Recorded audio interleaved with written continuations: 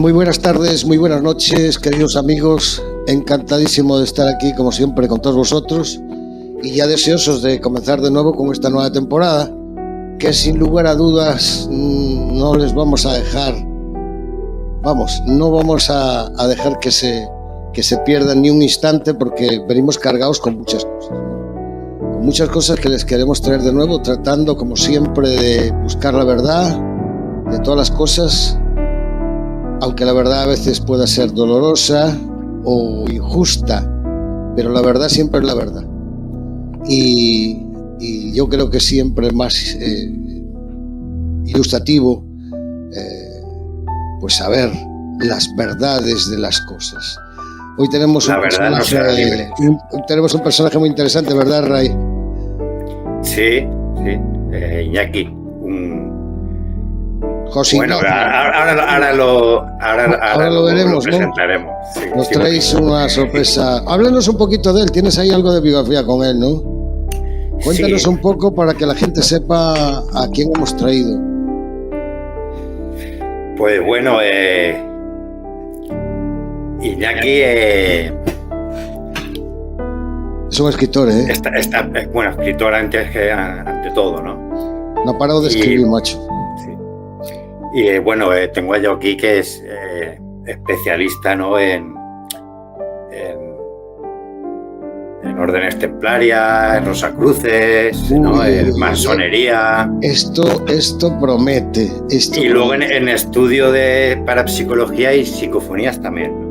Bueno, es un tema muy interesante. Vamos, que tenemos... También en su campo. Tenemos, y tenemos una maravilla que vamos a explotar al máximo, ¿no? Así que bueno, para que vamos a andar perdiendo un poquito más de... No vamos a perder tiempo, ¿no? Vamos a decirle buenas tardes, buenas noches, Iñaki, ¿qué tal? Encantado de estar por aquí con todos nosotros. Bueno, ya sabéis que las palabras son limitantes. O sea, son especialistas y tal, eso es para la portada de los libros. Pero bueno, especialistas somos todos en el orden de la vida y cada uno en nuestra faceta, y yo vengo, siempre lo digo desde la humildad y la verdad, como habéis dicho. O sea, yo vengo a aprender y a aprender con los otros. Porque no, aquí dogmatismos, doctrina, los dejamos para las instituciones que ya nos dan bastante. Sí. Es verdad, no, pero sí que es cierto, Iñaki, que oye, has escrito un montón, has escrito. Yo entré el otro día, yo entré el otro día, digo, bueno, voy a ver qué libro escribió Iñaki y tal. Hostia, que yo digo, pero no ha parado de escribir. Sí, pero escribo de todo. Empecé por el tema de lo que ha dicho Ray, de la transcomunicación, que para mí las psicofonías, que ya veremos otro momento, no son la vocecita de esos programas que dan miedo, no. Yo para mí desde hace muchos años vengo diciéndolo, ahora todo parece haberlo descubierto, pero que es la punta del iceberg de la dinámica de la conciencia. Porque, a ver, un cuerpo no solamente es su cuerpo, es su fuerza y su campo, no solamente es la forma y la masa, ¿no? Que hay una voz que responde y ontológicamente tiene que haber una conciencia detrás. Entonces eso me plantea un enigma y ya está. Que hay algo ahí que está ocurriendo, que es un hecho y que tiene una trascendencia y que, bueno, estamos intentando de saber realmente qué es eso, ¿no? Sí, de otros temas, perdona, porque también la calle mágica, como ha dicho, la de la Mesa Salomón, por el tema de que aquí las tonterías que se han escrito, y como aquí se puede hablar coloquial, ¿verdad? Como nosotros. Claro, por supuesto, hombre, de eso se trata. Sí. Pues las tonterías que se han escrito sobre la Mesa de Salomón son solemnes. Entonces, claro, muchas veces dices, si desconoces en origen tanto el simbolismo como el contexto judío, de dónde viene y en relación a la alquimia y otros campos del hermetismo, pues puedes escribir y las mentiras se van reelaborando de unos autores a otros, y vienes tú diciendo algo que has estudiado durante muchos años y es demostrable en campos muy minoritarios, y bueno, y parece que hablas en sueco. Y para terminar, el tema del templarismo, de la masonería, decir que yo le doy a todo. O sea, yo no soy antisistema total, incluso del propio sistema que vengo, que es el masónico. Terminé ese camino, pero yo a todas las instituciones no. Sí, yo bueno, claro, yo entiendo perfectamente en ese sentido. Yo también procedo por mi cultura, pues, del cristianismo, ¿no? Mis padres eran católicos y todo esto, Y claro, yo no lo soy, ¿no? Yo bueno, pues podría estar repudiado por la Iglesia, ¿no? Porque mis conocimientos me han llevado a otras cosas, ¿no? Que no quiere decir que en todo esto siempre hay verdades, ¿no? Porque me he encontrado en ese sentido eso, ¿no? Pero lo que hemos dicho, mira, que es curioso. Yo encuentro unas relaciones tan directas con el tema de los templarios, que luego después, posteriormente, aparece el tema de Rosacruz, el tema de la Mesa de Salomón, el tema... Es que yo veo un vínculo, un flexo de unión tan grande en todo esto, ¿qué es lo que ocurre ahí? ¿Cómo podemos discernir esto, no? Porque la masonería también procede de esas mismas fuentes, ¿no? Claro, porque ¿de dónde viene la masonería? Que esta es la gran desconocida. Lo que luego se deriva es en la masonería dogmática, o sea, la masonería que es más, digamos, más anticlerical, que es la que más deísta, son muy tardíos, no tiene nada que ver. En origen viene de la tradición judeocristiana, y esto es un hecho. O sea, perdóname, para puntualizar, o sea, que digamos que nació una masonería laica, por así decir, ¿no?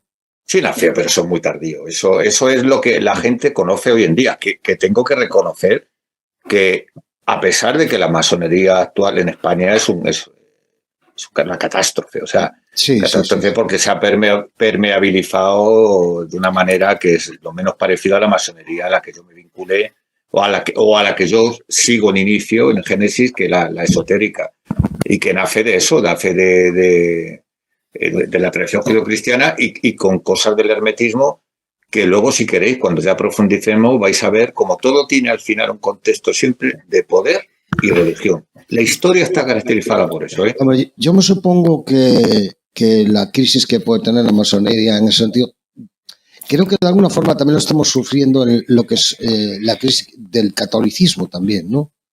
Que a mí, en todo esto está ocurriendo un poco, yo supongo que será la misma simbiosis, porque según hemos comentado, claro, que la masonería propiamente nace en el judeocristianismo, ¿no? Sí, vamos a ver. Exacto. Date cuenta que las figuras del masón nacen durante la Reforma Isaurgense, que es cuando los monasterios necesitan incorporar mano de obra laica. Entonces, esos monjes venían instruidos en unas alegorías que tienen que ver con el Templo Salomón. Los primeros padres de la Iglesia, Clemente Alejandría, etcétera, pero sobre todo Beda el Venerable, el que escribe la historia de Inglaterra, escribe un libro que se llama De Templo Salomón y Liber, donde habla de todas esas alegorías, del hombre en relación al templo, influido por la Cábala, se asesoraba mucho los rabinos, pero no se salía de ese marco. Iñaki, hacía una cosilla para la gente pues que está empezando, ¿no? En esto, ¿no? Pero que estamos más avanzados, pues claro, lógicamente que. Pero para los que empiezan, ¿no? Para los que sienten eso de masonería y es. ¿La masonería dónde nace? ¿Y cuál es el propósito, el motivo inicial de dónde procede esa palabra? ¿Qué significa eso? Claro, formalmente nace en 1730 y algo, cuando la Gran Logia de Londres reúne una serie, se constituye una serie a través de lo que son las constituciones de Anderson, se reúnen una serie de logias y crea la Gran Logia Unida. Ese es el nacimiento formal. Pero retrotrayéndote, que era donde yo quería llegar, al punto inicial, esas corporaciones, que como tú dices, los masón, freemasón, constructores, que es donde quiero llegar, en origen. ¿Y por qué digo esto? Porque los manuscritos más antiguos, el manuscrito Regius, el manuscrito Koch, los más antiguos, te hablan, incluso dentro de la propia la masonería moderna, hacen mención a que el nacimiento entronca con esas corporaciones.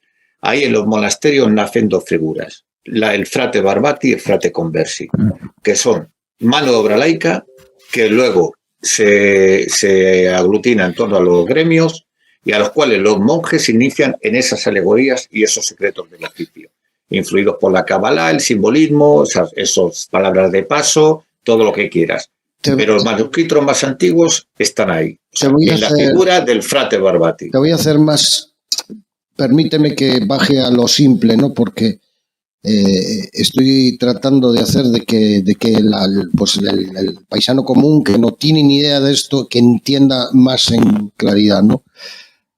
Porque entendemos que el tema de que sean constructores es que, ¿cuál era el propósito? Construir las catedrales, ¿no? En sí mismo, ¿no? Era construcción religiosa, ¿no? ¿O hay otra cosa en ese sentido? Bueno, supongo, no sé, digo, yo me pregunto si era físicamente el tema o porque esas construcciones tenían algo en definitiva que tenía que ser de manera especial o... Claro, porque hay una alegoría que es la alegoría más básica. La alegoría más básica es que efectivamente eran constructores materiales, eran como albañiles, con unas reglas que seguían y se transmitían esos secretos del oficio, pero a la vez eran constructores del propio templo interior del hombre. Y ahí hay una serie de alegorías que son mucho más complejas de lo que pensamos, pero que nos retrotraen al arte de la traza y nos retrotraen a la construcción de espacios sagrados que la gente hoy en día puede ver un espacio sagrado, pero un espacio sagrado es mucho más de lo que pensamos. Eso solo lo puede hacer una persona que no solamente sepa construir utilizando la geometría, la aritmética, etcétera, sino que además tiene que ser consciente de lo que está sucediendo en ese lugar, que es la representación del macrocosmos en el microcosmos. Para que no se entienda, o sea, un espacio sagrado, tú te vas al templo de Luxor y no solamente es un espacio sagrado, es la casa de la vida. Hay una representación planimétrica del hombre y cada una de las instancias de ese espacio sagrado se identifican con un órgano del ser humano que tiene una función determinada. O sea, hay unas analogías, hay unas correspondencias. Es alucinante. Es alucinante. O sea, mira, tú te miras, por decir a la gente solamente, un dato solamente. Tú, mira, no se elegía cualquier piedra, se elegía la piedra del interior de las canteras que tiene una polaridad distinta. También elegían las piedras para montar. Claro, se elegían en puntos determinados donde las corrientes, tanto telúricas cuanto el tema somos agua, o sea, el 78%, 70 y tanto es agua. Los canales de agua que, es decir, no estamos diferentes. Lo que quiere decir que no es una paranoia esto de que los que decimos que bueno que los grandes centros sagrados están montados en zonas telúricas de la Tierra donde también hay ciertas energías, por así decirlo. No, en absoluto, nada. Las palabras lunático, mercurial, venéreo, marcial, jovial, todo eso viene de todo esto que estoy diciendo. Viene de una correspondencia de los planetas, de los metales, en fin. Por ejemplo, ya digo, la parte más sagrada del templo, por ejemplo, se correspondía con el cráneo. ¿Por qué? Porque ahí hay una glándula que es primordial, como la glándula pineal, que tiene unas funciones, que es la asunción, ¿no?, de tanto de los sentidos como, digamos, la perfección, tal como concebimos el mundo y que nos conecta con ese todo. Eso lo conocían ellos perfectamente. De hecho, no solamente está conectada con esa glándula, sino con la glándula, con un cráneo de un niño a los 12 años. ¿Por qué a los 12 años? Mira si eran listos los antiguos. Porque a los 12 años tienes la quinta parte de la altura de tu cuerpo que está en relación a pi. Y era el único sitio, esa puerta que está en relación a pi, por donde pasaban los iniciados. No solamente eso, a los 49 días, que es cuando dice el libro de los muertos, que es cuando el espíritu vuelve a encarnarse otra vez después de abandonar un cuerpo, siguiendo ese ciclo de reencarnación, es cuando nace la glándula pineal y se define el sexo en el cuerpo, hombre, mujer, el género. Fíjate si hay, datos muchísimos. Es una biohermenéutica. Es increíble el conocimiento, es increíble. ¿Sabe? Esto me traslada, o sea, lo que estoy escuchando me está trasladando ya por sincronía a Egipto, por ejemplo. Claro, estamos hablando del templo Luxor, por ejemplo, pero fíjate, el zodiaco o el zodiaco de Dendera, que es muy famoso, que está, en un templo. Figúrate, no somos indiferentes a radiaciones extragalácticas, electromagnéticas, a todo nos afecta. A la luna, todos sabemos, un campesino cuando va a sembrar, mira si es luna creciente, menguante, eso todavía se mantiene. Quiero decir que no somos indiferentes a nada, porque estamos inmersos en ese todo y somos parte de él. Y estos conocían cómo nos afectaban. De hecho, unos geobiólogos sucios, esto es importante matizarlo, termino en un minuto, cuando intentaron utilizar con las herramientas, no con los conocimientos, obviamente, porque los hemos perdido, 2 varillas de cobre, intentaron medir científicamente una serie de energías que están en relación a ese zodiaco, a la orientación de ese zodiaco. Bueno, pues en la orientación 90 grados está la onda Hathor, que es una onda que potencia el potencial energético del ser humano. Luego está la onda Isis, que está a 60 y tantos grados, que lo que hace es que tiene un impacto sobre la salud del hombre y el bienestar del hombre. O sea, fíjate si, para terminar, tenían un conocimiento exhaustivo, no solamente de que lo único que es un templo, un espacio sagrado, es una representación en libro de piedra, pues digamos, de lo que es la constitución del universo. Y, por analogía, del ser humano en relación a su propio microuniverso, por eso está cada órgano relacionado con una instancia. Claro, esos secretos solo se transmitían bajo la prerrogativa del silencio secreto. No solamente eran los misterios teofánicos, sino científicos. Y esto es muy importante, y de verdad que son 3 segundos. Cuando ello era muy importante, la eterna transmisión o conflicto entre los brahmanes y los atrayos, en fin, en todas las tradiciones, había un orden moral. El conocimiento se podía transmitir a cualquiera. Y fueron los griegos quienes confundieron esto con el ejercicio del poder. Y cuando el poder accede a ese conocimiento, estamos donde estamos. Estamos donde estamos. O sea, ¿tú crees que utiliza ese conocimiento para ampliar su propio poder? ¿Tú crees que es a partir de la época griega cuando sucede esa limitación, no? Sí, claro, porque ellos querían lo de la república ideal, ellos empezaron a confundir el ejercicio del poder con esa tradición. Sí, bueno, el tema de lo de Grecia, bueno, pues lo tenemos demasiado amplificado por un lado también, porque ha sido, bueno, es un poquito la cuna de nuestra civilización en ese sentido, ¿no? Pero me pregunto, ¿no? Yo en eso, lo digo, me llama la atención que digas en Grecia, ¿no? Porque yo también tengo entendido que en el tema de los faraones, que también tenían separado su clero, por así decirlo, y tampoco no era vox populi, ¿no? Quiero decir, en aquella época, pues, también, porque yo, según tengo entendido, sí que había pues ciertos elegidos que ellos consideraban iluminados de alguna forma o elegidos por características o por lo que sea, porque según tengo entendido tampoco no era por sangre, ni mucho menos, ¿no? Era por individuos, ¿no? Y esos individuos, claro, y entonces eran arrastrados a ese clero interno que no sé cómo se llama en aquella época, ¿no? Y que eran los que más o menos estaban cerca del faraón y le servían, pero a la vez también eran consejeros, ¿no? Porque dentro del tema de las pirámides, bueno, pues es que hay un mundo, ¿no? Pero que sí que veo una relación directa con ese efecto de construcción, acción, físico, esotérico, mística o lo que quieras, ¿no? Integral, claro. Integral holística, que simplemente pues eso, ese tipo de conocimiento que no solamente como... Que eso se conoce hace siglos, vamos. Claro, eso es de la noche de los tiempos. Lo que pasa es que como eso sí es curioso, fíjate tú, que como no sabemos de dónde viene este conocimiento, porque ese es un conocimiento que hoy en día ha llegado completamente degradado, pero en aquel entonces ya era muy avanzado, no era solamente las pirámides o los grandes monumentos. O sea, había una correspondencia geométrica con el cosmos, con los órganos humanos. ¿De dónde venía ese conocimiento con las herramientas de entonces? Ojo.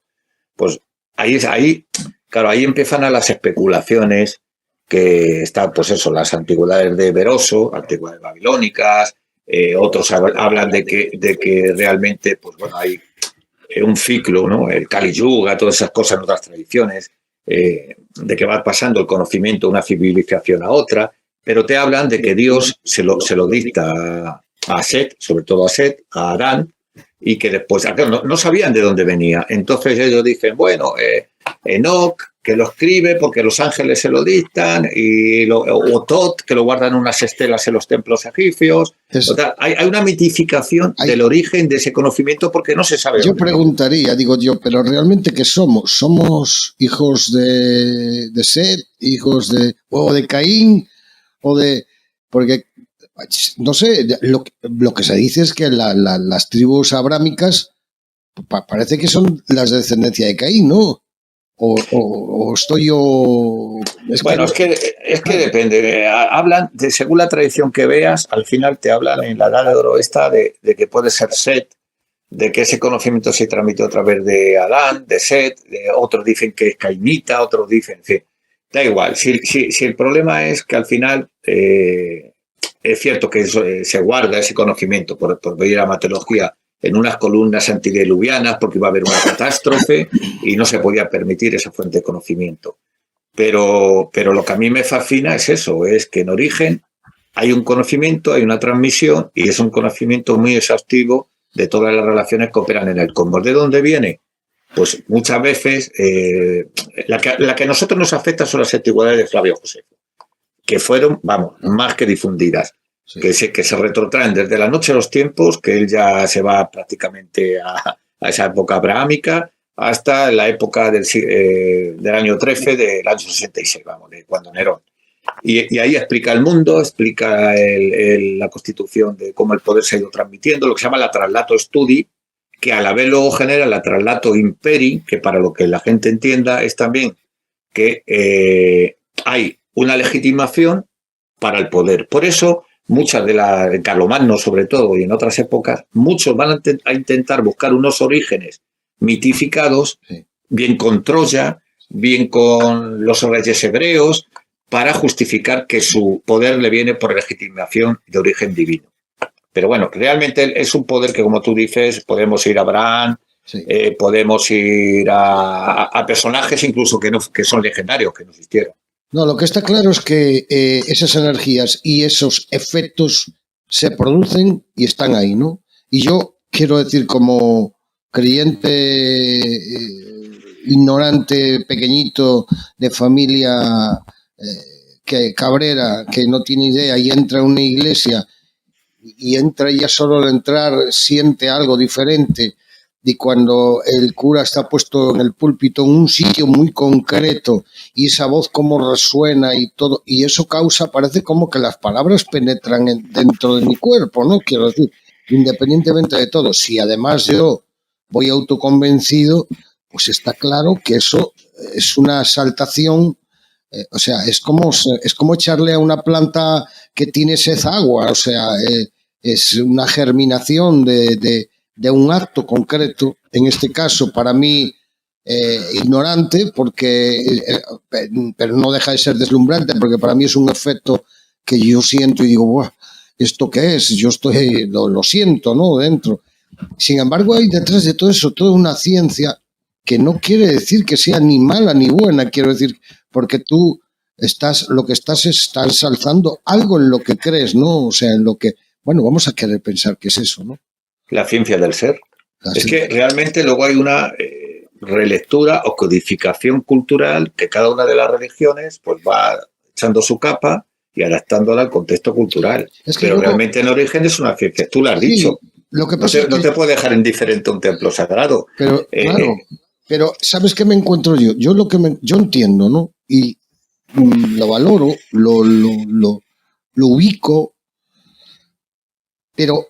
Y ahora te digo, yo veo la reacción, por ejemplo, de la gente, ¿no? A día de hoy, que esto que la gente está despierta, dice que hay un despertar, que no sé qué es esa palabra, ¿no? Y entonces te dicen, ¿ves?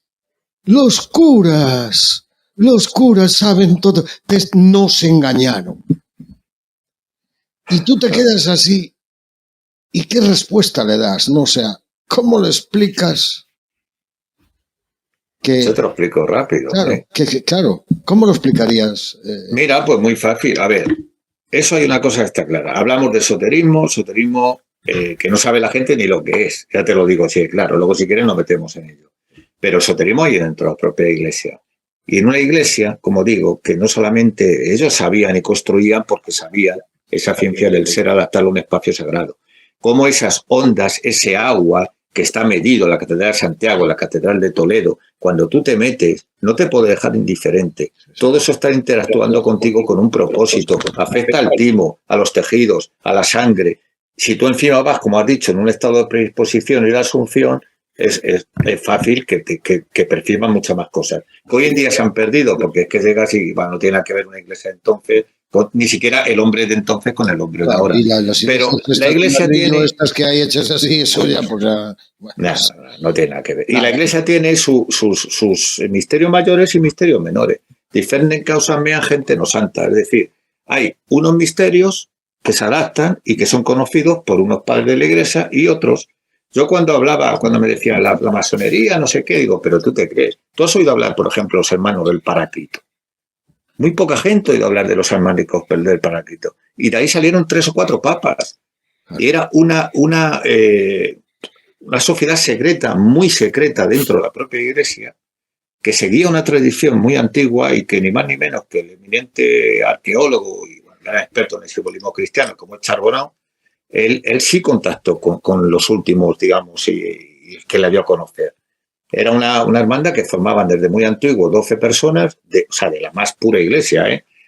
Y solamente se iban, cuando uno iba a morir, nombraba a su sucesor, y esto se sabe en el monasterio de Monte Cassino, era una sociedad mística, que incluso robaban, los que robaban se hacían, iban a determinado monasterio, lo contó el responsable de biblioteca del monasterio de Monte Cassino, iban cogiendo textos muy antiguos místicos, porque es que es el Paráclito.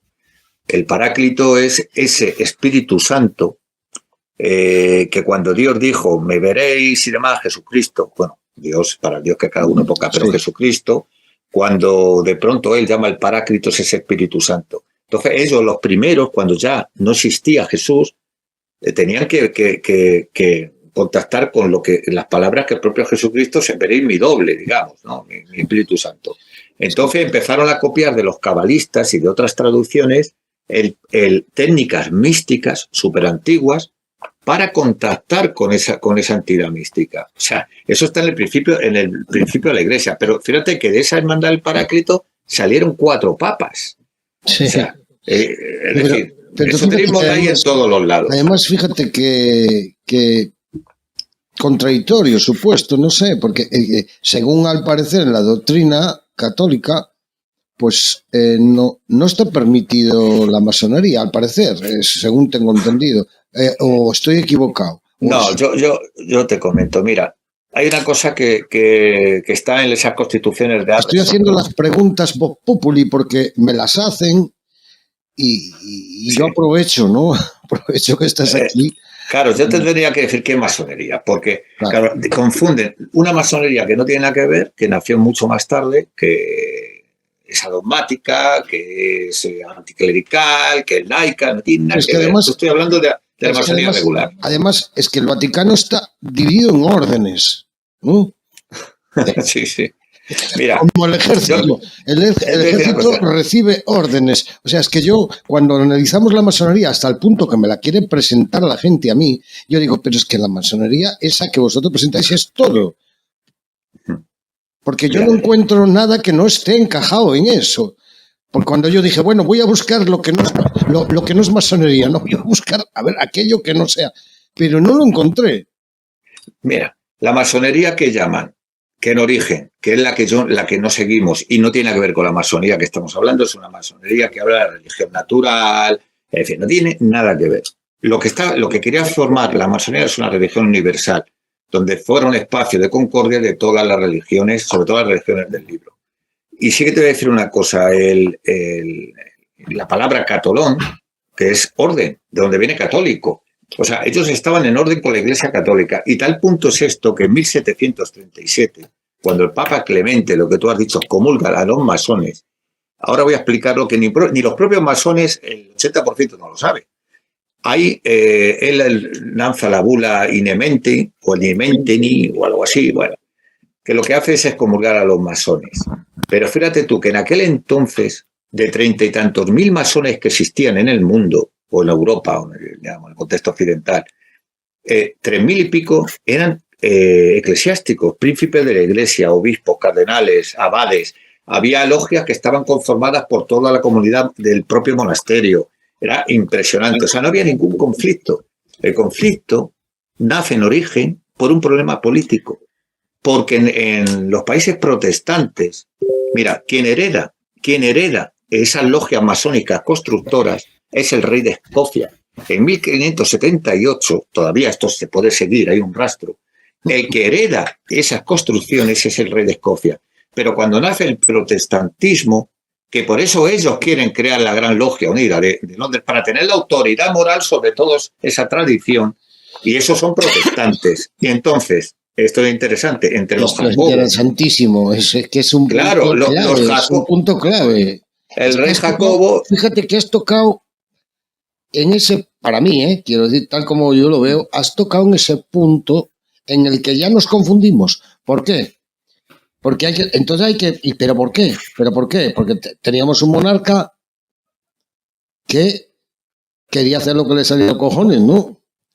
Y dijo, no, mira, que es que yo quiero esto y quiero pues tantas mujeres y las quiero todas para mí, ¿entiendes? No soy islámico, pero más o menos, ¿no?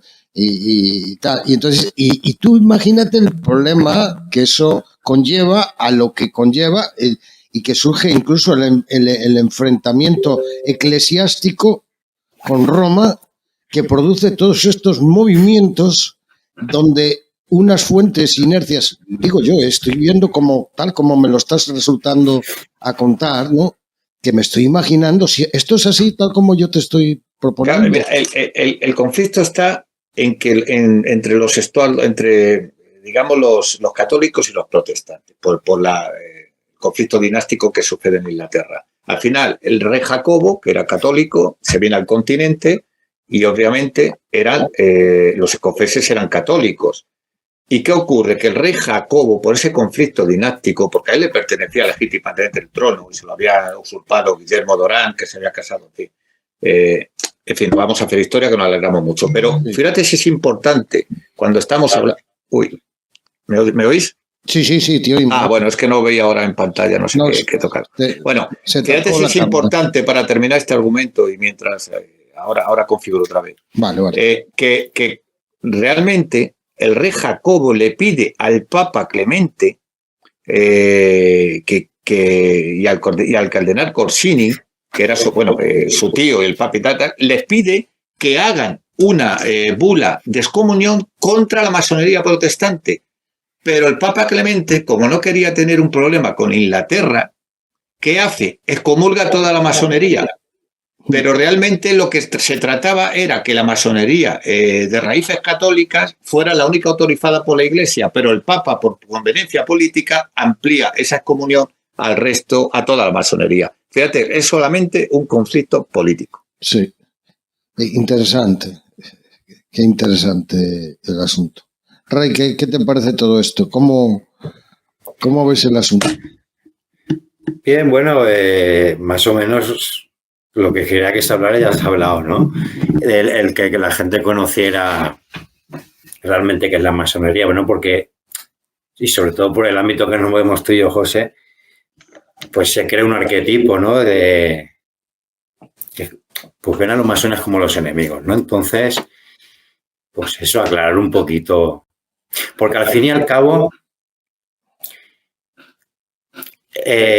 hay un cierto conocimiento, ¿no? que se nos oculta. Nos lo están ocultando, ¿no? Y estas logias, ¿no? Escuelas iniciáticas y tal, en realidad te están abriendo ese conocimiento y no puedes obtenerlo, ¿no? En otros sitios. Bueno, puedes, si eres autodidacta puedes estudiarlo por ti mismo, ¿no? O yo qué sé, o naces con los dones y te viene todo y te baja y te llega. O conoces a algún maestro, ¿no? Y creas ahí una relación maestro-aprendiz. Y sí que puedes incursionar en este tipo de conocimiento que se nos oculta a la masa, ¿no? A la gran mayoría. Entonces, tampoco es que tengan que ser el enemigo, ¿no? Esta gente. Porque en realidad te está viendo quien quiere, pues puede acceder a cualquiera de estas escuelas y quien no. Porque es que yo parto ya desde un primer momento, el conocimiento del que hablamos, ¿no? Tendría que estar hablándose, pues... Pero fíjate, de boca en boca, de persona en persona normal, en las plazas de un pueblo. Claro, pero ¿no? Ahí se tendría que estar hablando de esto. Tú fíjate, Rey, que nosotros hemos hablado muchas veces y hemos consultado muchas cosas y hemos llegado a ciertos conocimientos y tal, y coincidimos con lo que nos está diciendo Iñaki, y no somos masones. Es que el panadero de debajo de mi casa puede ser masón. Y gente Claro, como tú, como pero yo. Y no sabe ni siquiera de los rituales sangrientos, ni de sacrificios, ni claro. nada. Ahora, ya saltando esa línea, ya lo que sí que yo ya desconozco, no sé si Iñaki eso lo conocerá, yo no sé si a partir ya de ciertos grados o realmente los que mueven y manejan el poder de estas logias, ¿no? Sí que realmente a lo mejor es gente pues más oscura, ¿no? Pero como pasa en todos, ¿no? Porque tú político, tú empiezas a ser carrera política, igual eres muy buena persona, pero si estás en el poder o te ponen de cabeza, ahí ya estás tocado, ¿no? Bueno, el tema del poder corrompe. Bueno, no sé, entonces, sabría yo creo eso, ¿no? A lo mejor a los primeros niveles es como cualquier escuela, oficio, tal, pero a lo mejor ya cuando asciendes o incursionas en el interior, pues quisiera hacer una pregunta a Iñaki, aprovechando que lo tenemos aquí. ¿Has visto la pregunta que muchas veces, pues yo soy un tipo que soy un defensor de lo indefendible, quiero decir, yo puedo ponerme contra el enemigo porque lo tengo delante, pero yo creo cuando el enemigo es justo, pues yo glorifico incluso al enemigo, ¿no? Porque entiendo que él está defendiendo, es mi enemigo, pero es circunstancial, pues está defendiendo su fe o lo que quieras, ¿no? Y entonces por eso a veces soy un defensor de causas contrarias, ¿no? Porque cuando veo que hay un abuso sobre algo y digo que no es correcto hacer astillas del árbol caído y me posiciono, pues a veces, claro, no, la gente no me entiende, me llama traidor o lo que quiera. Pero yo ahora quisiera hacer una pregunta a esto, porque es una que me hacen constantemente y yo no sé qué responder. Me dicen, pregúntale qué es lo que juran. ¿Qué es lo que juran?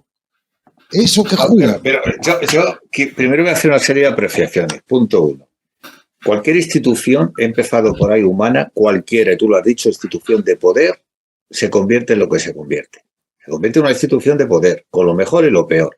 Segundo, yo me represento a mí mismo y yo no represento a la masonería. Aunque yo sea masón, es una filosofía que es con lo que yo me quedo. Es como el cristianismo. El cristianismo tiene un mensaje y los curas que violan a un niño, por ejemplo, no dejan de ser unos curas que violan un caso individual que interesadamente alguien coge la parte por el todo, dice que la iglesia es pederasta, ¿no? Porque no te fijas en los que van a hacer, por ejemplo, a las misiones y conviven con los enfermos, con la enfermedad, con la pobreza en primera línea, que tú no lo harías jamás en tu puñetera vida. ¿Y por qué no pones ese ejemplo que es más mayoritario que el otro? Es decir, pues en la masonería yo he estado hasta con otra cosa, el conocimiento mío esotérico no me la ha dado la masonería. Yo he llegado a lo más alto grado de masonería, yo no he querido seguir porque no me aportaba ya nada, terminó mi ciclo. He estado con personas que no te pueden imaginar. He conocido al Rothschild, a León Feldis, que es el gran maestro de masonería. Sí, he conocido a los grandes personajes que tenía que conocer dentro de la masonería. Y hasta ahí llegó mi camino. Pero yo ese bagaje ya le traía. Por eso muchas veces, cuando ahora tengo que dar una conferencia en Madrid para hermanos masones que vienen no sé cuántas logias, porque muchos de ellos no han oído jamás hablar, ni dentro de la masonería se habla de ello, porque se ha perdido la conexión con esa cadena de conocimiento. Ahora se ha convertido en otra cosa que por eso ya no me interesa la masonería. Claro. Que hay grupos que realmente yo lo he vivido en mi propia logia.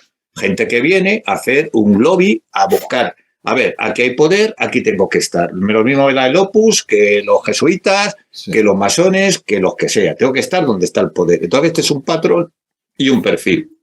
Sí te digo que solo se representan a sí mismos. El mensaje masónico de propiciar un encuentro de concordia, de universalidad, de emancipación del ser humano, eso es lo que a mí me interesa. Pero cuando se convierte en una institución, pues ya me deja de interesar.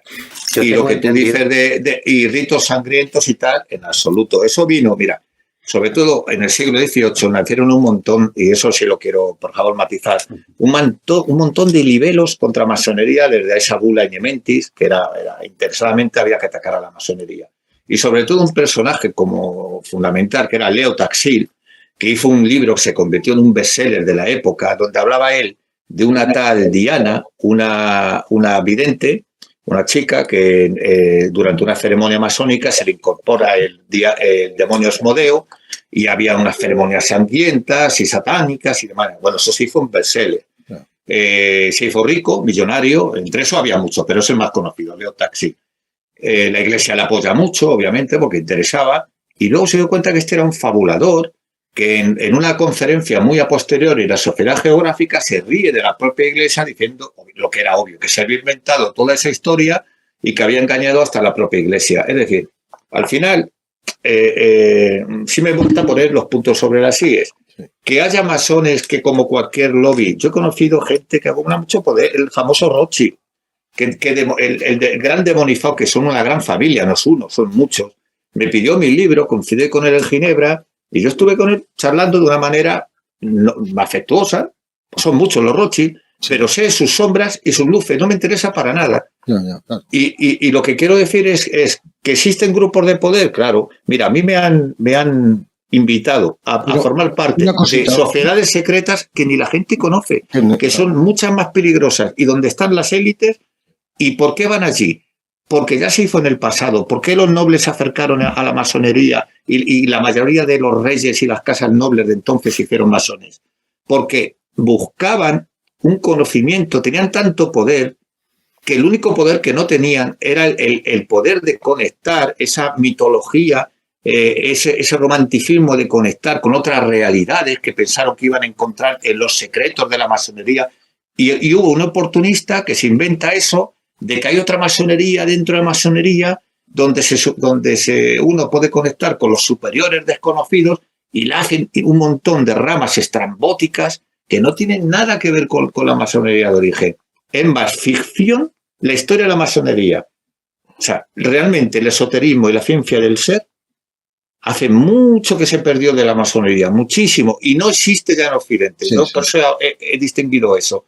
Hoy en día la gente, es una comunidades ociosas, asociaciones semiculturales. Totalmente. Y influidos por el fenómeno de la New Wave, que es la contracultura que nace una izquierda en no sé qué, el ocultismo que habla de experiencias radicales en el ser humano que es antes de ayer, y la palabra esoterismo que es del 1800 y pico. Imagínate. Vamos a la pregunta del Vox Populi, del señor que anda por ahí, que no tiene puta idea, dice: ¿qué hay de lo que tienen que jurar?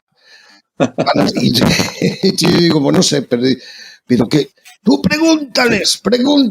Digo, pero ¿qué es lo que? Pero ¿cómo? ¿A qué te refieres? No, ellos saben lo que juran. Yo quiero saber qué es lo que juran los más. Pero primero, a ver, es que eso es como todo a ver, José Luis, como todo en la vida. Cuando tú dices que haces un... Yo sé que estoy hablando en la llaga, ¿no? Pero quizás sea entender la llaga para saber qué hay de mito ahí y qué hay de verdad, ¿no? O sea, pero me refiero que tú cuando vas a una sociedad secreta hay que no es secreta, porque fíjate tú, es una sociedad con secretos, lo quiero decir, sociedad con secretos, pero hoy en día es legal. En otra época la sociedad siempre lo fue. Donde estuvieron los reyes, los abades, los cardenales, los obispos, ya lo he dicho. Cuando hubo la persecución de los templarios, yo creo que por ahí fue un poco cuando las sociedades secretas estaban pues más en estado de peligro, ¿no? Porque y sobre todo si tenían poder, porque se lo podía. Claro, es que lo que llama mi amigo Eduardo Calaey, que sí es un historiador de la masonería, un historiador de la masonería cristiana, historiador de textos, te demuestra todo el vínculo de la masonería, jamás se apartó de la doctrina cristiana, jamás. Y él me llama la atención porque hay un cura por ahí, que es que yo no me acuerdo ahora cómo se llama, pero te he de pasar el tal, que lo he escuchado varias veces y he escuchado hablar de temas de masonería, que lo veo bastante ilustre, pero sin embargo estos últimos, claro, él hablaba en el aspecto del daño que hizo la masonería francesa, por ejemplo, e incluso la escocesa, en el tema de España concretamente, ¿no? La influencia masónica con procedencia borbónica, con procedencia francesa y tal, con el tema de bueno, cuando tuvimos aquí el tema de los franceses y cuando fue la caída del Imperio Español, hay mucha historia, ¿no? Que de no poder destruir a España por su fortaleza militar, pues se hizo desde el interior, desde las entradas. Y entonces ahí marca un poco esta cosa que no sé si es mito, medio mito, o puede arrastrar cosas que sean verdad, no lo sé. Mira, yo te voy a decir una cosa. Se enfrentaron. Date cuenta que todas las casas nobles tenían sus ejércitos. Todas eran masonas, el 89 y 90%. Sí. Se enfrentaron en el campo de batalla masones de un lado contra masones de otro, porque hay una de las cosas que se jura en masonería, que es la lealtad al orden establecido, a la monarquía y a los principios de tu país. Fíjate, por encima de los propios principios masónicos. Ese es un juramento. Y ese se lleva a rajatabla. Entonces, o sea, que antes, en la revolución... Hay que, pues esto que quede claro, yo creo que has dicho una cosa muy importante. O sea, que la masonería primero lo que jura o lo que se compromete es a los principios de su patria, o la corona en este caso. Jura al rey, se brinda por el rey, sí. Aquí, bueno, digamos, en España, pues es el que representa el poder, digamos, sí, independiente de los partidos. Sí. Pero eso se hace y de hecho, eso no solamente es un juramento que se hace ahí gratuitamente, sino que grandes clases nobles que podían haber coincidido en salones masónicos se enfrentaban en el campo de batalla defendiendo a sus propias patrias. Entonces, sí que es importante porque la Revolución Francesa, ¿cómo van a ir contra el orden establecido el 90% de las casas nobles y de reyes? Claro, es que nace una masonería anticlerical y se enfrenta, o sea, no tiene nada que ver. Entonces, en España, te lo explico, es verdad que muchas de la masonería viene a través de esas tropas bonapartistas, sí, hay una masonería sobre todo, sí. Pero el problema vuelve a ser de poder, y te lo explico.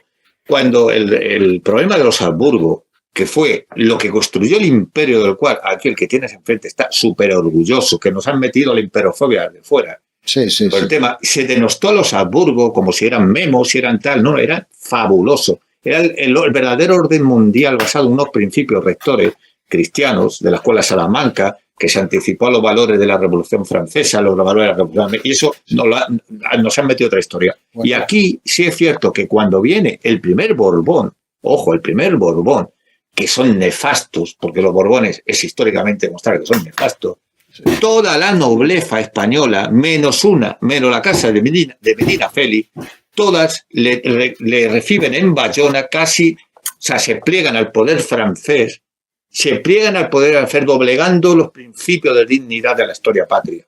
O sea, olvídate de masonerías y los movimientos de nuestro imperio, que dicen, no, es que claro, fue la masonería la que le interesó romper el imperio español. No, fueron las propias oligarquías locales que hoy en día tienen apellidos, quienes compraron más prebendas con los movimientos ingleses y anglicanos para la desmembración del imperio cristiano. Contra el había, mira, si te das cuenta, los movimientos emancipadores, Bolívar, todos estos eran masones, pero también en el otro lado tenían masones. Es que da igual, como cristianos contra cristianos, bueno, lo que pasa es que en este caso esa masonería, pues más al rito escocés, ¿no?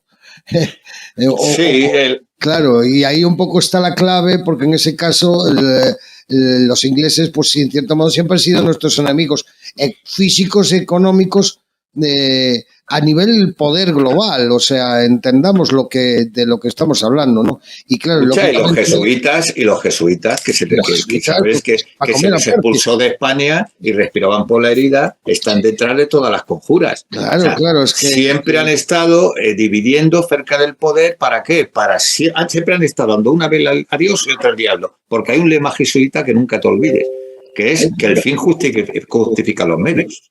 Sí. Esto es Maquiavelo total, te lo juro. El poder, sí que es el poder. Yo hablo de personas, lo ha dicho Rey muy bien, y es que estoy de acuerdo con él. Yo aprendo más de tontería que he oído de muchos masones que son para nada ejemplares y que todo es fachada y mucho mandilaco que no me lleva a ningún lado. Yo, por ejemplo, es mi hermano y no tengo más remedio que aceptarle como hermano. Pero a mí, el que es mi hermano es el que me da pan y el que me da agua y el que sirva a mi espíritu, que es la gente sencilla que obra en el bien, que está en lo que tú y yo hemos hablado a veces en privado, que está en la verdadera luz y que no hace falta que siga ni un rito, ni una tradición, ni nada, sino que tiene una sabiduría y una coherencia.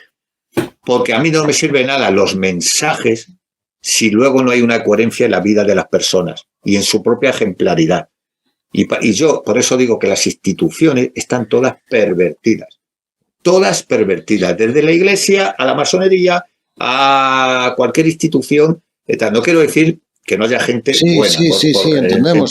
Que se me entienda, sino que es distinto. Mira, siempre pongo un ejemplo, un cuento sufí muy bueno, que el diablo viene al mundo con su mejor acólito, su mejor discípulo, y le dice: maestro, hay una semilla de verdad que anda suelta por el mundo. Y dice: no te preocupes, pronto la institucionalizarán. Sí. Lo que sí tengo yo entendido, Iñaki, que en estas logias, ¿no? En estas escuelas sí que hay una cierta educación y respeto, ¿no? Entre los iniciados, con el maestro y tal, ¿no? Porque, por ejemplo, si tú y yo nos conocemos de fuera, por un ejemplo, y tenemos un problema o discutimos y tal, creo que si entramos dentro tenemos que dejar, creo, si no me equivoco, los problemas que tengamos tú y yo a un lado y respetarlos, ¿no? Y que no hayan peleas ni nada de eso, por decirlo de alguna manera. Sí, eso se llama dejar los metales fuera. Por eso, date cuenta que dejar los metales fuera quiere decir que tú en logia, lo que se persigue, el famoso secreto templario, masónico, no es otro que sirve solamente para el día donde se reúne en logia. ¿Por qué? Porque debería ser así, lo cual no siempre se cumple. En mi caso yo lo cumplía, que es que cuando tú estás en logia, el rito no deja de ser un símbolo dinámico. Es algo que mueve relaciones muy profundas y que se ha mantenido durante mucho tiempo. Y ahí lo que se quiere conformar es un egregor. Es decir, que entre todos haya un estado de predisposición que te conviertas como en un templo para que lo que allí se dice, que muchas veces, mira, es tan sencillo como que se leen planchas filosóficas, se plantea un tema, que nadie piense que ahí se va a conjurar, a ver, ¿qué gobierno vamos a derribar? No, yo te lo puedo asegurar. Vas y se plantean una serie de temas filosóficos en relación al simbolismo, y en algunos ritos se debate, en otros no. Es una escuela filosófica sin más. Porque, Iñaki, para la gente que no lo entienda, has dicho planchas. Planchas, si no me equivoco, es, por ejemplo, un tema que se va a tratar, ¿no? Sí, son trabajos. Trabajos. Como si yo te mando mañana los deberes y yo soy tu maestro, está la columna del norte, la columna del sur, donde los aprendices, los compañeros, y hay, digamos, como en todos los lugares, como un tutor que se nombra por parte de la logia, y que es el que se hace cargo de los aprendices o de los compañeros. Y lo que haces es intentar ver cómo van evolucionando. Y obviamente hay una relación que es muy íntima entre el maestro y el alumno, porque tienes que saber involucrarte y saber que cada alumno es una persona diferente, con unas capacidades diferentes. Entonces se plantean una serie de textos, pues, por ejemplo, pues háblame del simbolismo del compás o de tal, y cada persona. Pero fíjate, una cosa me gusta mucho, es que en determinados ritos tú no puedes ni corregir ni cotejar, al contrario de una universidad, porque sería dogmático. ¿Quién soy yo? Yo puedo comentar, pero yo no puedo corregir que tu visión, porque el símbolo no es lo que la gente piensa ahora, que el símbolo es esto es igual a esto. Un león representa el fuego o representa el poder, no. Hay una realidad, que eso se ha perdido, eso afecta a arquetipos, a realidades suprasensibles, donde a la vez que tú estás visualizando ese símbolo, estás moviendo energías muy profundas que te están poniendo en un estado de predisposición a través de tu imaginación creativa. Entonces, la tuya, Ray, es tan sagrada y tan válida como la mía. Si yo te digo esta botella, ¿qué te simboliza esta botella? Lo que tú digas es tan verdad como la mía. O sea, no puedo yo corregir que tú, al revés, me retroalimento y me complemento con tu propia visión, porque a mí me vas a aportar algo que a lo mejor... yo creo que hay un respeto absoluto ahora, que de ahí, que es mi masonería, a otras cosas que son, y lo he vivido, gente que va a hacer contactos, gente que se le ve que digo, ¿qué coño hace aquí? Pero lo digo fuera de logia, porque para mí el logia es un espacio sagrado. Pero lo sé, pero yo no soy nadie para juzgar a nadie. Él está allí por lo que él quiera. Pero que es cierto que hay gente que y sobre todo en España, pues yo lo he vivido en las élites económicas. Gente de muchísimo dinero, que ¿por qué se acerca a estas cosas? Por lo que te estoy diciendo, porque la única faceta o parcela donde él ya no puede ejercer su poder es el miedo que proyectamos nosotros a lo intangible. Y él piensa, jolín, si soy capaz de estar en un sitio que tiene secretos y que puede en las realidades insondables del ser humano maneja secretos milenarios, pues si yo también me meto ahí, me voy a hacer con otro poder y colonizo una nueva forma de poder, con lo cual amplío mi poder y lo tal. Y ahí vienen los peligros.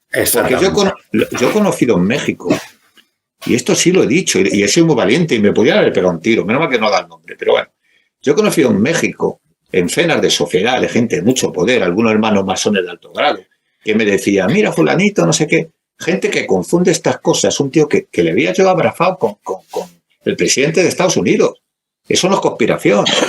Eso era vox populis entre esas pequeñas élites. Y me decían, este tío tiene tanto dinero y tanto poder que está enfermo de poder. Y ¿sabes lo que hacía? Contrataba a magos haitianos de Haití, que estaban refugiados en la... Que hay gente que practica lo que llaman la psicopatología del poder. Se ponen psicópatas y llegan a creerse estas cosas de tal manera que enferman y que hacen cosas como contratar magos haitianos y hacen magias negras para deshacerse de sus competidores. Esto no son las conspiraciones, esto está en la realidad. Caso real, contado de manera directa, y que hace hasta sacrificios, porque la vida del pobre no cotiza para esta gente, le importa nada. Y si a un pobre le tiene que torturar porque un manipulador mago haitiano le dice que su poder, pues lo va a hacer. Y esto gente que bueno, de todas formas, existe en el mundo. En México y aquí la cultura de la muerte es muy evidente, de la santería, toda esta historia, y en Brasil igual, o sea, esto, bueno, yo no sé, hay gente que dice que hasta cierto punto funciona, no funciona, yo no voy a entrar en ese término, no. Supongo que funcionará con quien le funcione, ¿no? Totalmente de acuerdo. A mí me han hecho eso, contrataron magos haitianos, claro, a mí, contra mí. Claro. Aquí me ves, o sea, he cogido rara vez alguna gripe y si me pasa algo, ¿por qué me ha tenido que pasar?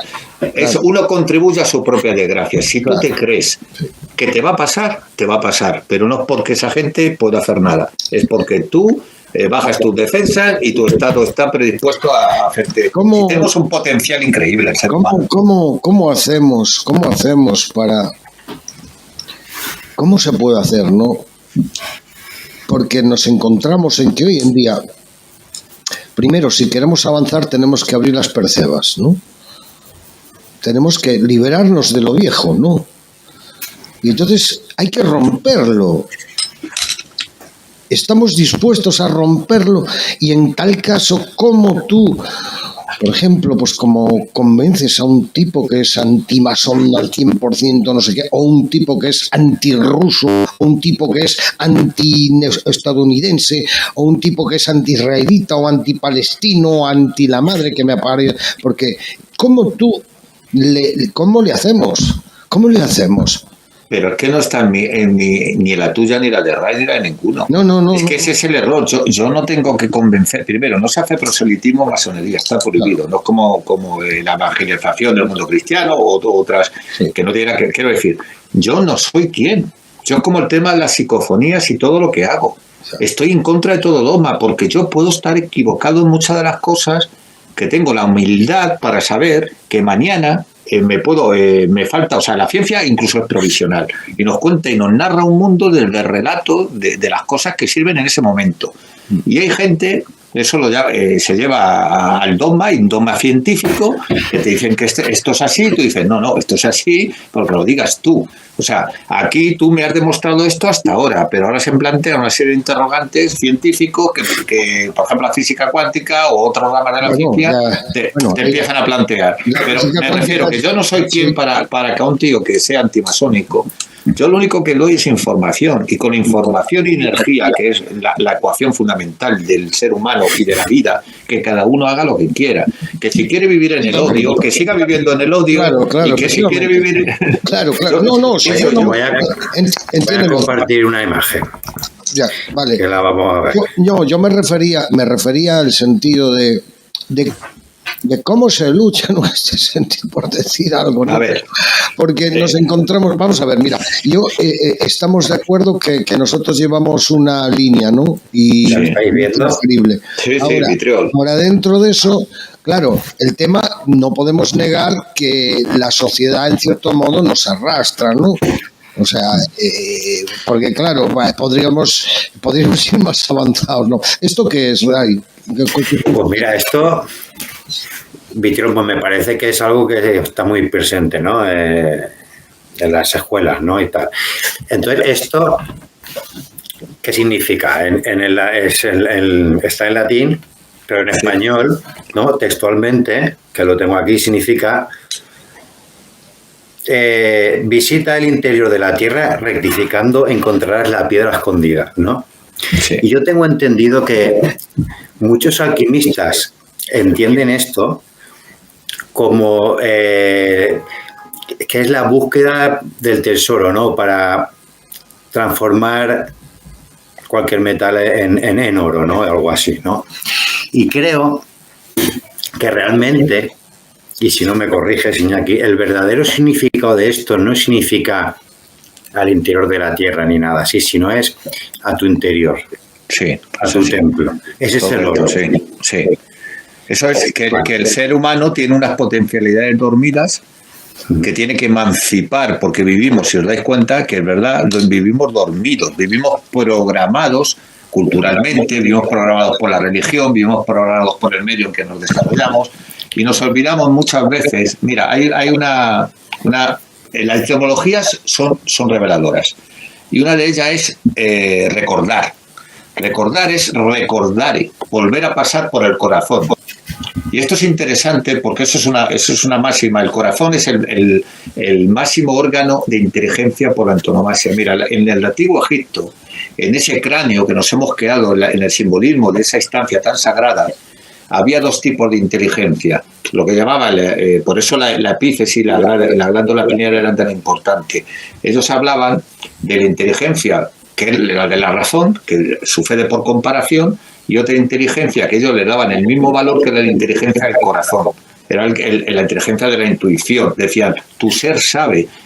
O sea, no todo puede ser demostrado. Entonces, realmente esa visita interior de tierra, mira, por ejemplo, en Kabbalah se dice que cuando tú vas a encarnar, independientemente de que tengas el libre albedrío, el ángel, este ojito que tenemos aquí debajo de la nariz, que la nariz es la prolongación del cerebro, es un símbolo también cósmico. Cuando te dan aquí, el ángel te dice lo que va a ser tu vida y te da como un golpe aquí que te deja este ojito, como una huella para que no se te quede la marca.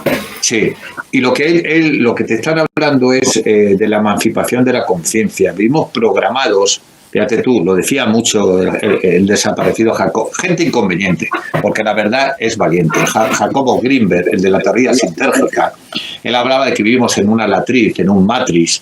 Era no me estoy desviando, estoy complementando. Sí. Este era un científico mexicano que estudió los mejores neurocirujanos, en fin, no sé si era neurocirujano o estudiaba, pero bueno, el cerebro se lo estudiaba en la mejor universidad de Estados Unidos. Pero él empezó a acercarse a Pachita, a una mujer chamana que curaba a través de una energía que está presente en el ser humano en conexión con el cosmos, y él decía, esto es inaudito. O sea, desde esa mentalidad científica supo trascender. Y empezó a aprender muchísimo de las culturas ancestrales, de esa energía que nos envuelve. Y él dijo, si nos viéramos, pero todo esto con estudios, si nos viéramos desde fuera de nuestra perfección limitada, incluso de lo que somos nosotros mismos, o sea, el yo confundido con el sí mismo, de nos viéramos de fuera, comprenderíamos la enorme potencialidad que tiene el ser humano, ¿sabes? Y ¿sabes cómo le pasó a este hombre? ¿Sabes cómo acabó? Porque esto, claro, según él empezaba en sus estudios prácticamente a ser una amenaza pues para las industrias farmacéuticas, seguramente, las industrias médicas, las grandes corporaciones. Este hombre desapareció. Hay por ahí un documental muy bueno en YouTube, que lo puede ver cualquiera, la desaparición del Dr. Greenberg, una desaparición misteriosa donde participaron los servicios secretos de Estados Unidos, porque cuando algo no conviene, para esa emancipación, Carlos, lo retiran de las conciencias, porque todos somos una conciencia uno, y todos, entre todos, elevamos o disminuimos ese nivel de conciencia. Y esa es la responsabilidad que tiene el ser humano. Tú puedes venir aquí y dedicarte a ver el fútbol, a tomarte una cerveza, que yo también lo hago, y está muy bien. Pero si tú no pones tus capacidades al servicio de digamos, las potencialidades que tú puedes, que es una responsabilidad tuya, tu libre albedrío puede decir que tú hagas otra cosa. Pero si tú sabes, vosotros tenéis esas capacidades y no las ponéis al servicio de los demás, sembrando conciencia, perdiendo conciencia, a lo mejor no vas a convencer a 100, porque no se trata de eso. Pero con que convenzcas o actúes con uno, ya es mucho. Ya vale la pena. Ya claro que vale la pena. Y entonces esa es la responsabilidad que tenemos los que de alguna manera nos estamos dando conciencia de que vivimos en un matriz, en una serie de poderes que nos siguen reprogramando lo mismo para conservar ellos el poder, y llámese sociedades secretas, llámese religiones, llámese lo que tú quieras. Claro, es para dividirnos. Mira, yo, por ejemplo, has dicho antes, José Luis, yo estudié en la Falange con auténticos maestros de la Falange auténtica, donde yo, como dice la Falange, no sé qué, digo yo, pero hay cosas buenas dentro de todo y cosas malas dentro de todo. Entonces, yo quiero decir que yo en la política no veo mucho de malo, pero la partitocracia, una serie de cosas que nos engañan continuamente, no tiene más que ver un telediario, parece el nodo de antiguamente, no sé qué le decían al otro. Es decir, todos así nos programan. Acordaros de Patarroyo, cuando inventó la vacuna de la malaria, que el hombre le tenía que haber hecho un monumento, porque lo quería donar a la humanidad. Y él dijo, muy valiente fue, jugándose su propia vida, que no sé qué farmacéutica o laboratorio le quiso poner un cheque en blanco para que esa vacuna no saliera. O sea, hay gente que se lucra. Y mira, yo el otro día fui a inaugurar un centro en Álora, una chica tiene unas capacidades impresionantes, que maneja lenguas ancestrales, y me decía el de la radio, un poco era abogado del diablo, y me decía a mí lo del tema bueno, es que las ciencias de la terapia alternativa tienen mucho peligro. Digo, no. Digo, lo que pasa es que está muy normalizado y muy demonizado lo que no se conoce, pero no solamente por salud, sino porque se genera una industria. Digo, porque tú sabes que la medicina convencional no cura, o sea, no sana, cura atacando el síntoma, pero te mantiene. Digo, hay gente que se cree que por tomarse una pastilla de colesterol es que ya no tiene colesterol. No, plantea un tipo de vida saludable, una alimentación mejor. Eso no lo dice porque no les interesa. Mi hija hace poco, y perdona, termino, mi hija hace poco le han diagnosticado una enfermedad de la piel rara, y me doy cuenta que tiene que darle una fórmula magistral, que no sé qué, no sé cuánto, porque es que nadie se va a ocupar de esas tipos de cosas porque no es rentable. Con lo cual no les interesa la salud de las personas. Claro, o sea, claro. No les interesa. Enfermedades de estas raras, ¿no? Que entre comillas, que padece uno cada 1.000.000 o eso, claro, no tienen cura porque no lo investigan y no lo tratan y no invierten. Porque no es rentable. Y justamente yo el otro día estuve viendo lo que estuve esto de la industria farmacéutica. Ha superado a la armamentística. O sea, se gana más dinero a una relación de que por cada euro que se invierte para la fabricación o invención de algún medicamento, por cada euro hay unos beneficios del 1000%. Eso quiere decir que tú inviertes un euro, la farmacéutica, y ganas 1.000 euros. Si inviertes 1.000.000 de euros, ganas 1.000 millones de euros. Es una pasada, ¿no? Y luego la OMS, la primera que estuve leyendo, creo que era el 70%, unas 3/4 partes o por ahí, son donaciones de empresas privadas, ¿vale?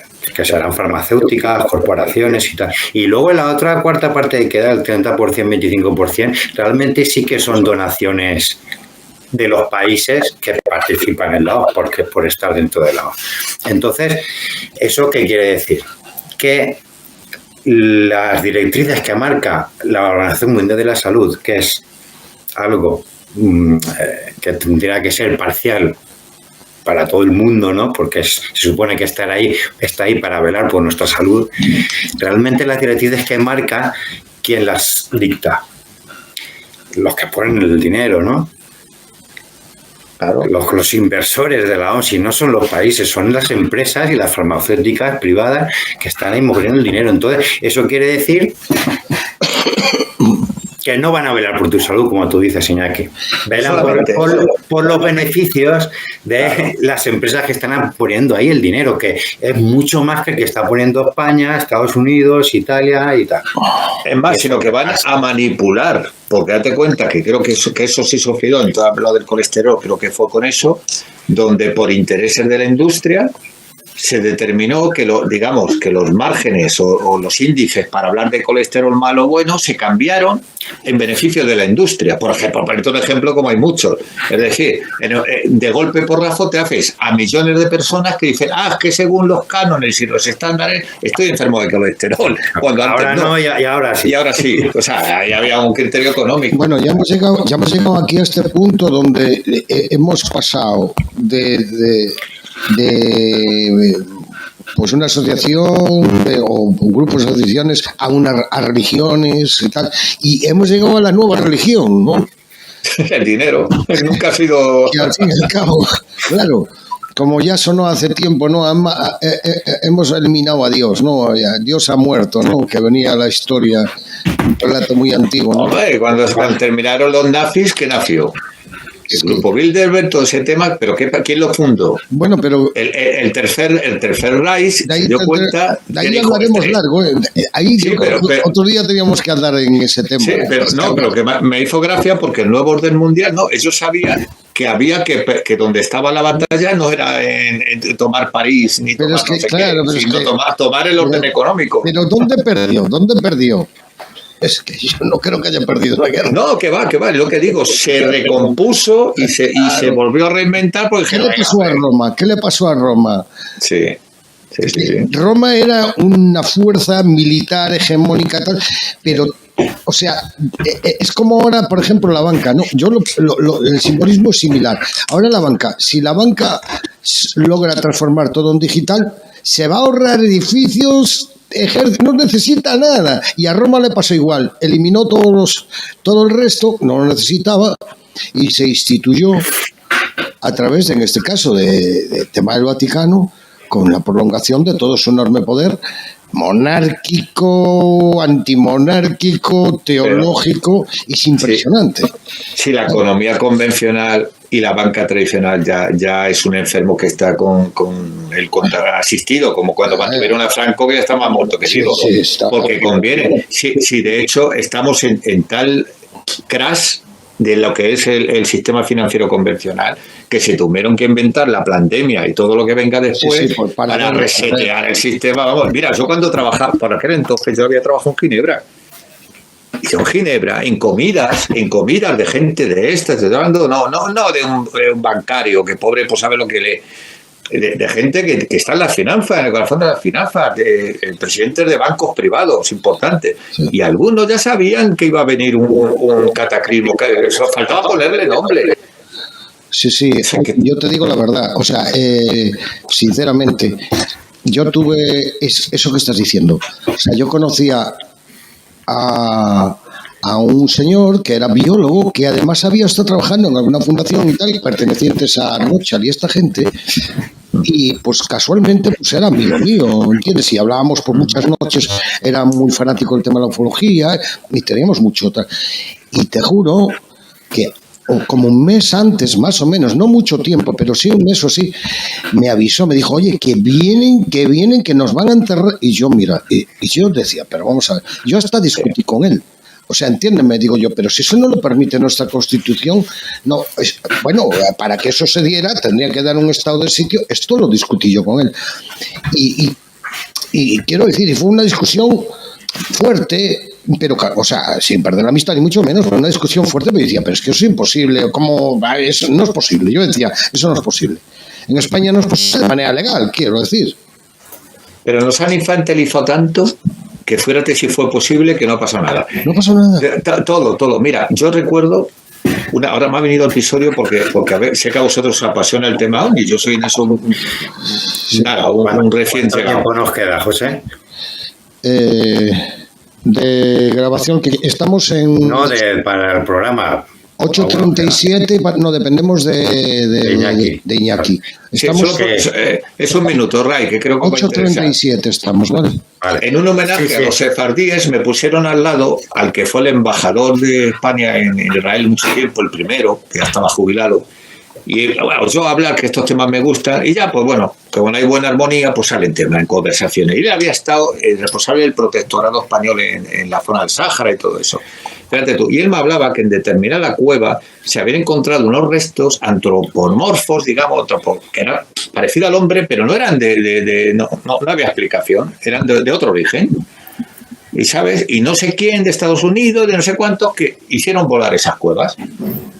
O sea, cuando se plantea un enigma es muy fácil, se pasa tabla rasa y me dijo, no, pero es que mi amigo de no sé qué, que era embajador en Sudáfrica, le pasó lo mismo en no sé dónde, cueva de no sé cuánto. Dice, o sea, es que nos tratan como niños. Tratan como niños y nos dan la información. Tienen un problema muy grande sobre todo con el tema de los gigantes, fíjate. Con el tema de los gigantes tienen mucho problema porque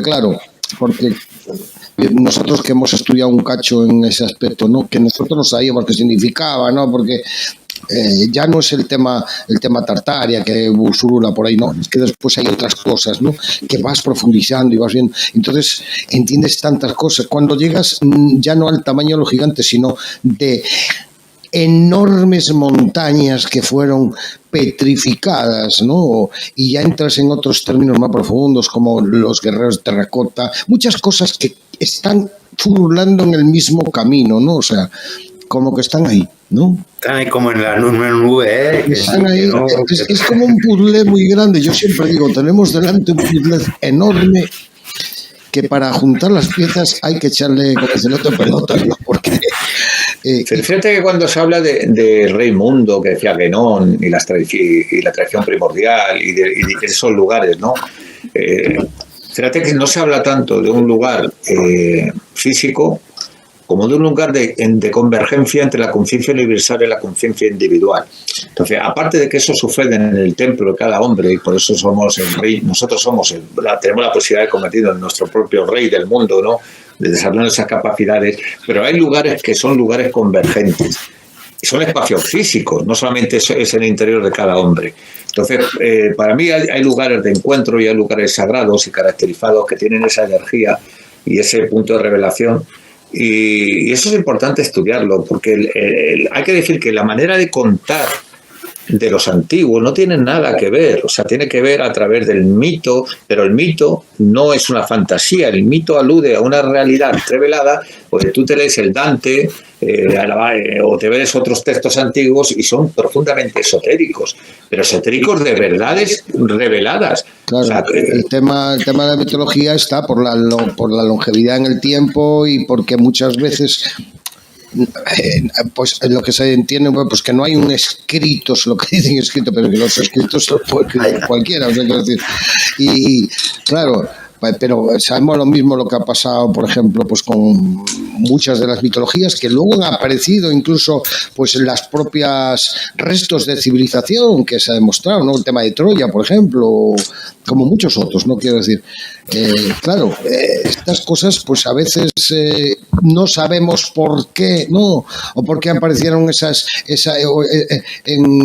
con la escritura de los textos estos que aparecieron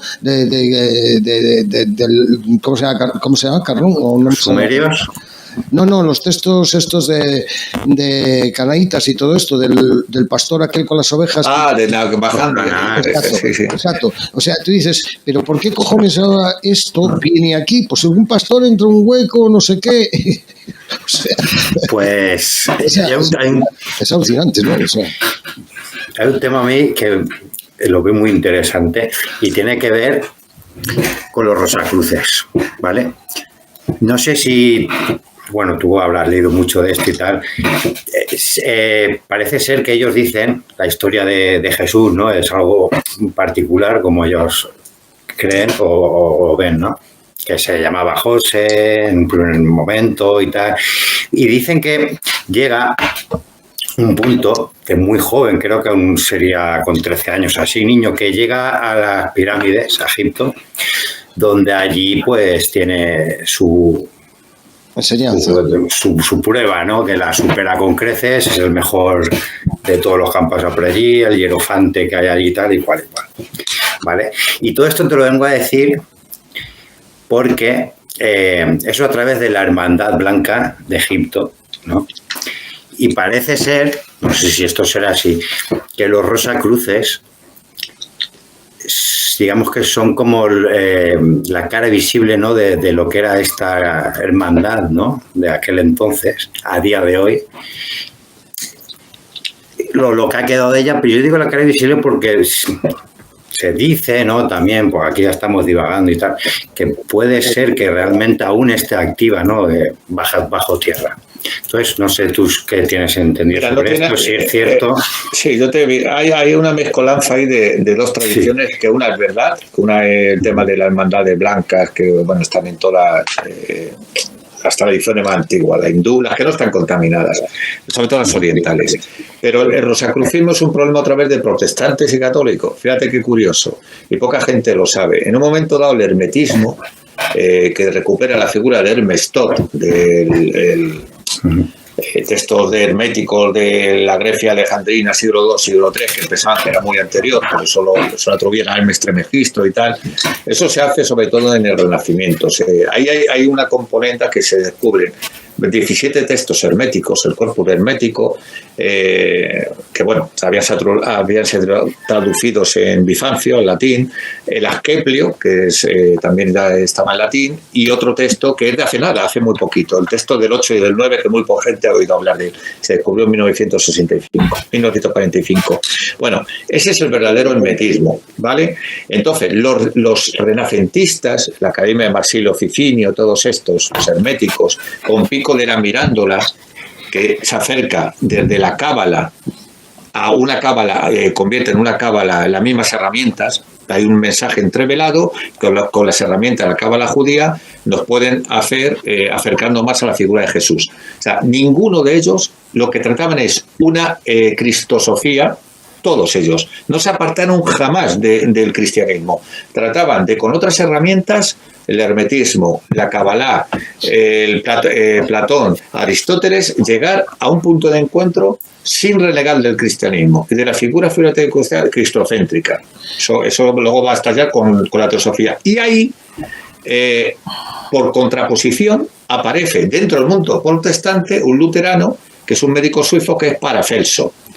Paracelso lo que hace es, él ya no escribe en latín, él escribe obviamente en alemán, y lo que hace Paracelso es empezar a hablar de las capacidades del propio hombre, de una serie de cosas que es la individuación, o sea, el que el individuo puede de alguna manera conectar con esos mundos superiores sin necesidad de una iglesia, digamos, por contraposición a ese hermetismo. ¿Qué quiere decir esto? Que al final lo que estás hablando es de dos principios. El de la Edad Media, que regía, era la unidad de destino universal, que no eso nos de José Antonio. La unidad de destino universal era el bien común o el destino común del hombre, que eso estaba en el contexto católico, aunque el hermetismo, todas esas cosas que parecen ajenas a la iglesia, también iban todas en el mismo barco. Y estos te empiezan a hablar de otra cosa, y estos a Paracelso es al que figuran como todos estos textos rosacrucianos, que por contraposición a este esoterismo cristiano, ellos se inventan desde la Liga Protestante pues eso, combaten todos estos mitos del bellofino de oro que estaba creado por Felipe de Borgoña, todo eso. En fin, es complejo, pero hay un sentido que es un hermetismo protestante frente a un hermetismo que nos aparta para el catolicismo. Claro, no, pero yo hoy también quiero poner ahí una bandera anticipada, ¿no? Quiero decir, porque gnosticismo. Porque claro, entendamos que dentro del cristianismo estipulado como cristianismo, que es a partir de Roma, ¿no? Con el Concilio Nicea de toda esta historia, lo primero que quiero decir, Jesús creo nunca dejó de ser judío, porque todo su rito, en principio y en final, o sea, vivió, nació y murió como judío. Correcto, sí. Vale. Con lo cual ya primero es un indicativo, ¿no? Después el tema de la creación, la iglesia y las interpretaciones. Y ahí voy con el tema de las interpretaciones. Porque por un lado está el catolicismo románico apostólico, con todo el sistema, pues esto, de los apóstoles, los pupilos de él, con sus enseñanzas, pero que yo hay algo que entiendo, ¿no? Que al final la procedencia es judía. ¿Por qué? Pues porque había... yo pienso que tiene que ver con una cosa política también, ¿no? ¿Por qué? Porque dentro del judaísmo, el judaísmo no era completo y unido tampoco, ¿no? Sobre todo a partir de que Roma entró, ¿no? Entonces, cuando Roma entra en el poder, ¿y qué hacía Roma inteligentemente, como hacía en todas partes? Cogía, dominaba, pum, y después cogía a los líderes y los volvía a poner. Y ponía a los líderes políticos como a los líderes dogmáticos, o sea, a los religiosos. Pues claro, entiendo que dentro de eso, pues cierta cábalas, no sé si la palabra exacta para decir, no estaban en desacuerdo porque entendía que esto, pues que se habían vendido al enemigo, ¿no? Quiero que haya un aspecto político en ese sentido, ¿no? Donde hay muchas tramas y muchas cosas. Pero después también hay un sentido que nace, que quizás yo achaco eso, ¿no? Que quizás sea el verdadero cristianismo, ¿no? Donde eso hace que se entienda esa religión libre de todo eso, ¿no? Y se lee las escrituras o las enseñanzas de Jesús con otra película, ¿no? Por así decirlo, ¿no? Con otra visión cosmogónica, que claro, evidentemente el catolicismo lo utilizó en su medida y el judaísmo que quedó allí estancado en eso lo utilizó en otra, y dentro de eso, bueno, dentro de esto, yo el otro día estuve, bueno, creo que ya te mandé el documento, el tema de los dos templos de Salomón, las dos directrices y tal, o sea, es que esto da para tela, pero voy a basarme... Para otro programa, ¿eh? Claro, no, pero quiero decir, pero concretando en el punto este que hablamos de la desviación de los Rosacruces, todo esto que es un poquito lo que decía Iñaki, de esa desviación, digamos, no popular, católica, románica, apostólica, ¿no? Que sí cristiana en ese sentido, en el sentido de que esa idea, pero con otra visión diferente, ¿no? Claro. Bueno, quería... Date cuenta que Jesucristo, que lo primero que Jesús nunca quiso crear, eso es discutible, ¿no? Pero eso fue San Pablo, ¿no? Y otros claro. institucionalizaron un mensaje y a posteriori. Pero realmente es verdad que la comunidad los primeros cristianos participaban de la vida judía, como los ebionitas, de una serie de ramas diferentes, y después se apartaron de la vida de la sinagoga. Siguió su propio curso y bueno, ahí aparece San Pablo, todo lo que quiera. Pero luego dentro de la propia gnosis cristiana, que es diferencia a la gnosis del gnosticismo, pues tenemos también a que los primeros padres de la Iglesia eran egipcios. Si es que estaban en la tradición hermética, Clemente de Alejandría, etcétera, etcétera. Por eso hay tanto simbolismo, que si Isis con Horus, la Virgen María, el niño, o sea, hay un montón de simbología que viene de esa corriente que los propios padres de la Iglesia, los primeros, que eran egipcios, no lo olvidemos, insertaron. Por eso este cristianismo del Renacimiento, que lo que hace es buscar en esos textos herméticos de fusión griego-egipcia, buscar esa gnosis, lo que tú bien has dicho. Porque en una cosa sí que fue revolucionario Jesús, para mí también, en que sin pretender crear una religión, lo que sí hizo es una cosa. Primero, valorar mucho al tema de la mujer, que estaba denostada, nadie se ocupaba de ella y creó una seguridad social dentro de las propias comunidades cristianas. Y segundo, el tema del amor. Mira, en algún momento esa gnosis, los misterios se permitieron, si todo es mentira. En algún momento la gente, cuando decía de lo de esos misterios iniciáticos, se compraban, se había pervertido completamente. Y entonces la gente normal y cotidiana, que iba del corazón a sus asuntos, la gente buena, los que nos importan, a los tres que estamos aquí, nos están escuchando, son gente buena. Esa gente, solamente con un mensaje sencillo, amarás a tu prójimo como a ti mismo, no sé qué, y el amor, y la religión del amor. Y todo se está comprendido y olvídate de tal. La ley, la máxima es el amor. Y luego la podemos hacer ley. Y tal. Y dice, coño, o sea, empezar a ser tenidos en cuenta, ¿sabes? Y fíjate, y realmente acceder a una gnosis que es la más elevada. El amor. O sea, es que el amor es la energía más fuerte del universo y que está presente en el ser humano. Y eso es revolucionario. Y puedes meterte a iniciarte en los misterios que tú quieras, pero si eres un cabrón, por decirlo de alguna manera, que no miras ni a tu prójimo, que ejerces el poder de manera inmoral, es que yo creo, y tal, ¿qué más da el conocimiento que tengas? No sirve para nada. Fíjate que es muy interesante esto, que mire, se nos va el tiempo, se nos va el tiempo porque son y 52, las 8:52, pero fíjate que es curioso que yo veo la figura de Jesús. Yo lo veo como un revolucionario, porque él habla, como yo lo digo de mí, dice, mi Padre es un Dios de amor.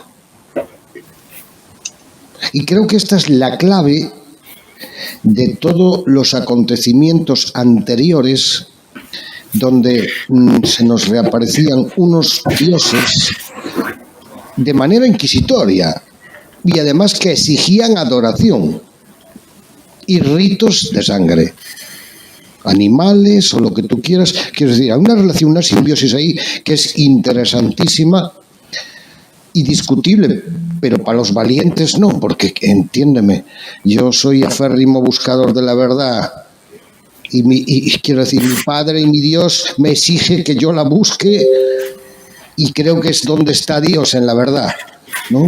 Yo soy la verdad, el camino de la vida. Y fíjate que el que va de redentor, ¿cómo acaba? Crucificado. Exactamente. ¿Por qué? Porque da igual la institución, que era el Sanedrín, como el mundo romano, da igual el poder político, el poder religioso. O sea, algo tan simple como intentar emancipar conciencias a través de mensajes sencillos que predicaban la religión del amor, pero a pesar de eso hay un buen mensaje. Mira, hoy en día se sigue hablando de él, sí. A pesar de todas las instituciones que se conjugan. ¿Y eso que dijo? Jesús creó la primera logia salvaje.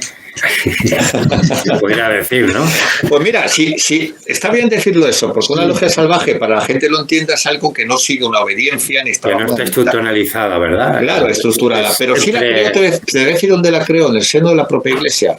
Porque muy poca gente habrá oído hablar hoy de los hermanos del Paráclito, que se inspira precisamente los continuadores de los que convivieron con Cristo, y que cuando él dice que el Paráclito, mi espíritu, será el que se ponga en contacto con vosotros de alguna manera, no son textos más complejos, desde aquel entonces intentaron a través de caminos místicos, como hacían los cabalistas para acceder a esos palacios de la revelación, intentaron seguir conectados con Jesús por métodos que prácticamente se parecen mucho a una logia. Sí.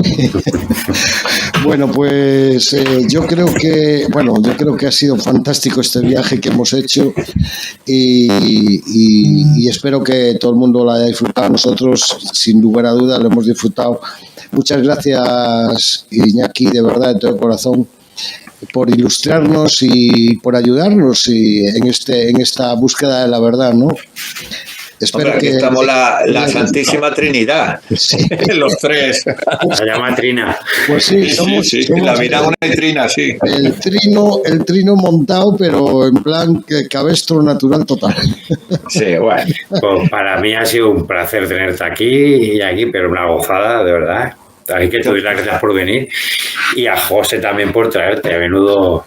Ya vosotros, porque os había oído, pero nunca he tenido el ese de poder compartir, porque compartir Y lo digo de verdad. O sea, es que conectar, al final uno aprende con el otro y siente con el otro. Yo cada vez que voy a un programa siempre aprendo de alguien y me hace reflexionar cosas que cuando te hacen preguntas, como decía mi amigo el conde Campo Hermoso, Xavier Sánchez de Moraga, y es verdad, no es tan importante las respuestas como hacer las preguntas adecuadas, ¿eh? Yo recuerdo, esto me viene a la mente, porque mi hermano es muy religioso, ¿no? Es cristiano apostólico total, y entonces, claro, yo a veces, pues yo soy, bueno, yo no me considero ningún estabilizado en nada en concreto, ¿no? Tengo mi forma y punto. Y me nutro de absolutamente todo lo que veo que hay verdad y tal. Y entonces muchas veces me dices que porque tú si estuvieras delante de Dios, no sé qué, digo, mira, yo si estuviera delante de Dios le haría unas cuantas preguntas. Eso es lo primero, ¿eh? Y dices, no tendrías ni tiempo porque estarías extasiado así. Vale. Pero sabes una cosa, José, que hay una cosa que a mí me fascina mucho. A mí me pasó en Israel cuando decían, yo aquí no te puedo considerar judío porque no sé qué, no practicas la ley, no tal. Y yo siempre, a mí me posee, cualquiera que hable en nombre de Dios se tenía que lavar la boca. ¿Quién eres tú para juzgar a otro hombre como tú en función de lo que dice Dios o lo que está de acuerdo con Dios? Es simplemente esa reflexión. Así de simple, ¿eh? Al fin y al cabo no somos todos criaturas de Dios, ¿no? Claro. Pues bajo ese dogma, es que bueno, esto ya podíamos entrar. Pero bueno, pues nada, nada más, si queréis lo dejamos aquí y nos proponemos para otra ocasión cuando Iñaki pueda, y porque sé que está súper griado. Sí, mira, ahora me voy a trabajar, que no solo de pan vive el hombre, ¿eh? Claro, y a nosotros también nos toca, ¿eh? También trabajamos. Sí. Así que bueno, pues nada, pues con esto nos despedimos y espero que hayáis disfrutado y nosotros lo hemos hecho, ¿no? Así pues que venga. Y un abrazo a los dos. Un abrazo, venga. Igualmente, un abrazo para me desconecto, que voy a... y para el público. Perfecto, venga. Chao. Adiós, amigos. Chao. Adiós.